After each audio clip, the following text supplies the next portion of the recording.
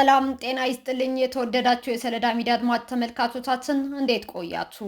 ለዕለቱ መራርጠን ወደ እናንተ ለማድረስ ያዘጋጀናቸው አዳዲስ ትኩስና ወቅታዊ መረጃዎችን ይዘን ቀርበናል። መረጃዎቻችን እየተከታተላችሁ እስከ ፕሮግራማችን ፍጻሜ ከእኛ ጋር እንድትቆዩ ከወዲሁ በታላቅ አክብሮት ጋብዛለሁኝ። በትናንት የሴራ መንገድ የትውልዱን አጀንዳ ማስቀረት አይቻልም። ኢትዮጵያ በታሪኳ ማዕበላትና ፈታኝ ውጣ ውረዶች ውስጥ ስትጓዝ ለአፍታም ቢሆን ከልቧ ያልጠፋና ከትውልድ ትውልድ በደም ሲተላለፍ የኖረ አንድ ታላቅ የህልውና የልማትና የክብር ጥያቄ አለ። እሱም የባህር በር ጉዳይ ነው። ዛሬ ላይ እያንዳንዱ ኩሩ ኢትዮጵያዊ፣ እያንዳንዱ ንቁ ወጣት ምሁርና እንዲሁም ከዳር እስከ ዳር ያለው ሀገር ወዳድ በሙሉ አይኖቹን ከዚህ ሰማያዊ ብሔራዊ አጀንዳ ላይ ፈጽሞ አይነቅልም። ይህ ጉዳይ ጊዜያዊ የፖለቲካ ፍጆታ ወይም የቅንጦት ወሬ ሳይሆን የሀገር ሉዓላዊነታችን ዋነኛ ምሰሶ፣ የኢኮኖሚ ነጻነታችን ጽኑ ማረጋገጫና በቀጠና ላይ የነበረው ታሪካዊ የንግስና የልዕልናና የበላይነት ክብር ዳግም የመመለስ ታላቅ የትውልድ ታሪካዊ አደራ ነው። በየዕለቱ በሚዲያና በተለያዩ የዲጂታል መድረኮች ላይ የሚፈበረኩ የህዝባችንን ትኩረት ለመስረቅ የሚወረወሩልንን ትናንሽና ጊዜያዊ አጀንዳዎች ሁሉ ከዚህ ታላቅ ሀገራዊ ጥቅምና ስልታዊ ብሔራዊ እሴት በታች ናቸው። ትልቁና ዋነኛው የኢትዮጵያ አጀንዳ የባህር ላይ ሉዓላዊነትን ማረጋገጥና የሀገሪቱን ዘላቂ ጥቅሞች በጽናት ማስከበር ነው። ለዚህ ነው ህዝባችን በየቀኑ ከሚከሰቱ ሰው ሰራሽ ውዝግቦችና አቅጣጫ አስላሽ ወሬዎች በላይ አሻግሮ በማየት ስልታዊ በሆነ ጽናት በትልቁ ምስል ላይ ብቻ ትኩረቱን ያደረገው። እኛን ከተፈጥሯዊና ታሪካዊ መብታችን ለማራቅ የሚደረጉ ስነልቦናዊ ጦርነቶች፣ የክስተቶች ድግሶች የነቃውን የኢትዮጵያ ህዝብ ልብ ሊገዙ ወይም አቅጣጫ ሊያስቱት አይችሉም። ታሪክን ወደኋላ መለስ ብለን በጥልቀት ስንመረምር ኢትዮጵያን ያለ ባህር በር እንድትቀር በረቀቀ የጂኦፖለቲካ ሴራ የከለከሏትና ለዘመናት ለኢኮኖሚ ጥገኝነትና ለታሪካዊ ዕዳ ሰለባ ያደረጓት አካላት ዛሬም አልቦዘኑም። ትናንት በዲፕሎማሲና በፖለቲካዊ መጋረጃ ተደራጅተው ሀገሪቱን መተንፈሻ ያሳጡና ወደ መሬት ዝግነት የገፏት ኃይሎች ዛሬም በተመሳሳይ መልኩ በጋራ ተደራጅተው ኢትዮጵያን ከባህር በር አጀንዳዋ ለማራቅና በውስጥ ግጭቶች ውስጥ ብቻ እንድትማስን ለማድረግ የሴራ ፖለቲካ ጉንጉናቸውን ሌት ተቀን እየፈተሉ ይገኛሉ። የህዝቡን ጽኑ አንድነት ለመበጣጠስ በሰው ሰራሽ ልዩነቶችና በአካባቢ ፖለቲካ ውዝግቦች ውስጥ እንድንጠመድ በማድረግ ትልቁን የባህር በር ራዕያችን እንድንረሳ ለማድረግ የሚጥሩትም ለዚሁ ስውር ዓላማቸው ስኬት ነው። ነገር ግን የዛሬዋ ኢትዮጵያ ትናንት የነበረችው መብቷን ተነጥቃ የምታለቅስ ሚስኪን ሀገር አይደለችም። የሴራው መጋረጃ ሙሉ በሙሉ ተቀዷል። ወጣቱ በትምህርቱና በሀገራዊ ስሜቱ፣ ምሁሩ በእውቀቱና በስትራቴጂካዊ ጥናቱ፣ ህዝቡም በጽኑ ብሔራዊ አንድነቱና በንቃተ ህሊናው ከፍ ብሎ ነቅቷል።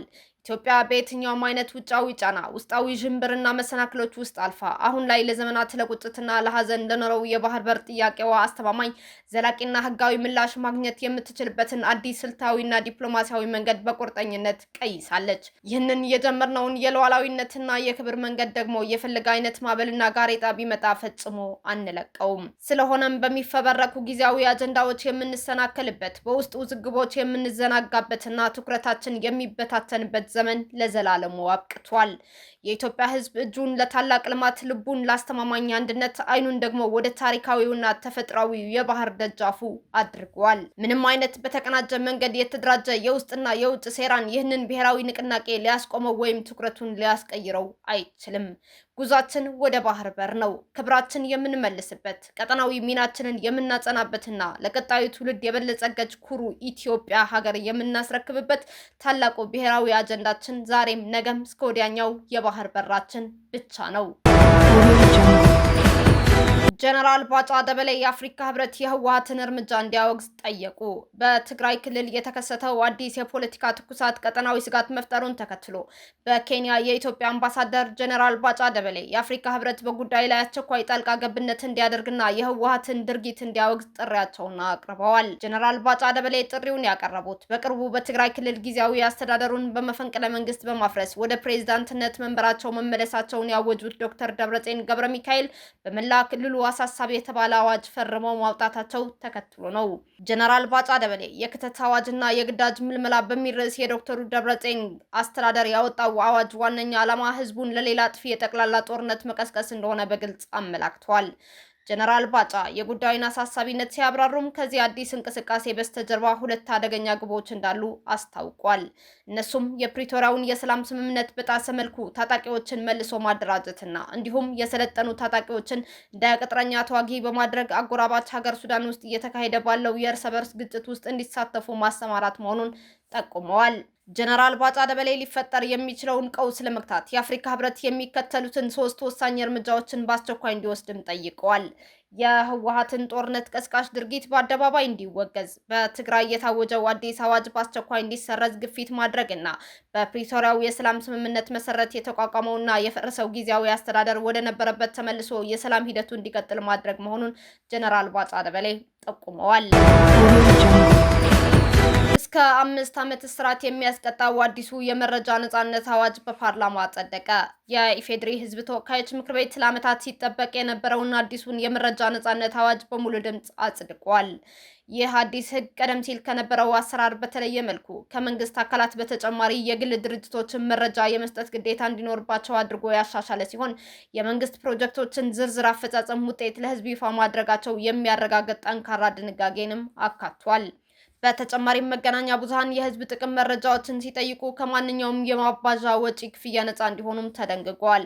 የዚህ አዋጅ ትልቁ መነጋገሪያ ጉዳይ መረጃን በደበቁ ወይም ባሻጠሩ የመንግስት የስራ ኃላፊዎችና ሰራተኞች ላይም የጣለው ጠንካራ የወንጀል ቅጣት መሆኑ ተገልጿል። ሆን ብሎ መረጃ ያጠፋ፣ ያበላሸ፣ የደበቀ፣ ሙስናን ለመሸፈን በሚስጥር የያዘ ወይም በሐሰት ሰነድ ያዘጋጀ ኃላፊ ጥፋተኝነቱ በፍርድ ቤት ሲረጋገጥ እስከ 5 ዓመት በሚደርስ ጽኑ እስራትና እስከ 100,000 ብር የገንዘብ መቀጮ ይቀጣል፣ አሊያም በሁለቱም ይቀጣል።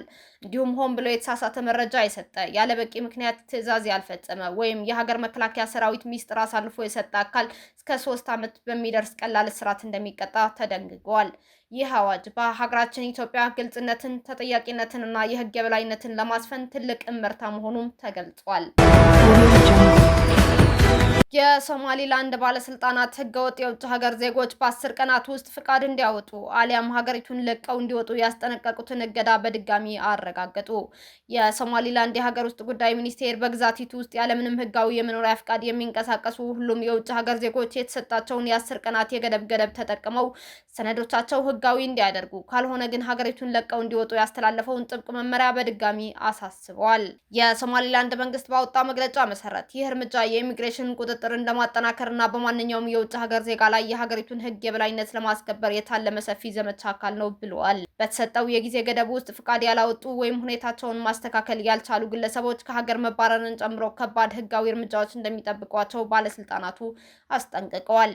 ይህ አስቸኳይ ጊዜ እገዳ በአካባቢው ላይ የሚከተሉትን ዋና ዋና ተጽዕኖዎች ሊያስከትል እንደሚችልም እየተነገረ ይገኛል። መመሪያው ሁሉንም የውጭ ዜጎች እንደሚመለከት ቢገልጽም በተለይም በኮንስትራክሽን፣ በግብርናና በተለያዩ የቀን ስራዎች ላይ ተሰማርተው በሀርጌሳና በሌሎች ዋና ዋና ከተማዎች የሚኖሩ በርካታ ቁጥር ያላቸው ኢትዮጵያውያን ስደተኞችና ሰራተኞችን በቀጥታ ይነካል።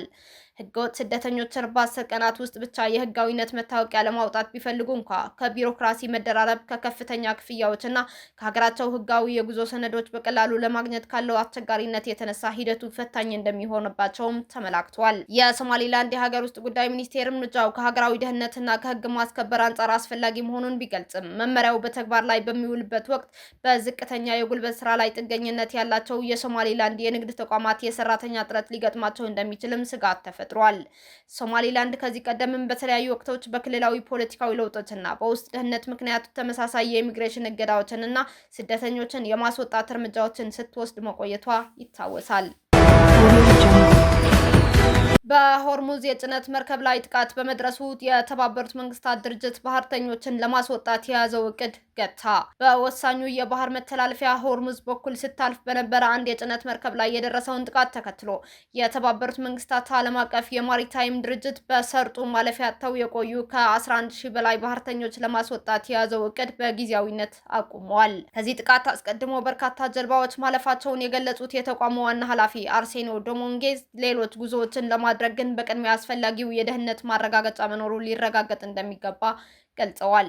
የብሪታንያ የባህር ላይ የደህንነት ተቋም ትናንትና ሐሙስ ባወጣው መረጃ በኦማን ከሚገኘው የዳሂት ወደብ በስተደቡብ ምስራቅ 7.5 ኖቲካል ማይል ርቀት ላይ አንዲት መርከብ ምንነቱ ባልታወቀ ተተኳሽ መመታቷን አስታውቋል።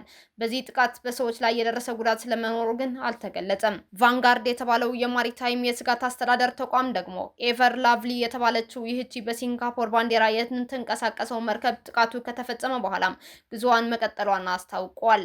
የአሜሪካ ባለስልጣናት ኢራን መርከቧ ላይ ጥቃት ፈጽማለች ማለታቸው የሀገሪቱ መገናኛ ብዙሃን ዘግበዋል።